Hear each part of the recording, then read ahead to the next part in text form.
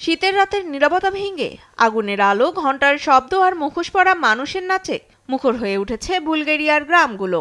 অশুভ শক্তিকে তাড়িয়ে নতুন বছরের মঙ্গল কামনায় ঐতিহ্যবাহী শুরভা উৎসবে মেতেছেন গ্রামবাসী। মঙ্গলবার প্রতি বছরের ন্যায় শুরু হয়েছে বুলগেরিয়ার ঐতিহ্যবাহী শুরভা উৎসব, যেখানে বিশ্বাস, সংস্কার আর লোকজ সংস্কৃতির মেলবন্ধনে প্রতীকীভাবে তাড়িয়ে দেয়া হয় রোগব্যাধি আর আসন্ন সব অশুভ শক্তিকে। সূর্য ডোবার পরপরই শুরু হয় প্রস্তুতি। রঙিন ও ভয়ঙ্কর মুখোশ পরে হাতে জ্বলন্ত মশাল নিয়ে গ্রামের অলিগলি ঘুরে বেড়ান গ্রামবাসীরা। কেউ কেউ পড়েছেন পাখির পালক, আবার কারো কোমরে ঝুলছে ভারী ঘণ্টা। আগুন জেলে ঢোল বাজিয়ে আর নৃত্যের মাধ্যমে অনুষ্ঠানটি উপভোগ করেন তারা। আমরা প্রতি বছর এই দিনটিকে উদযাপন করি। সন্ধ্যায় একত্রিত হয়ে গ্রামে গ্রামে ঘুরে বেড়াই। এটা আমাদের প্রাচীন ঐতিহ্য। আমাদের বিশ্বাস এই প্রথার মাধ্যমে আমাদের মঙ্গল হবে।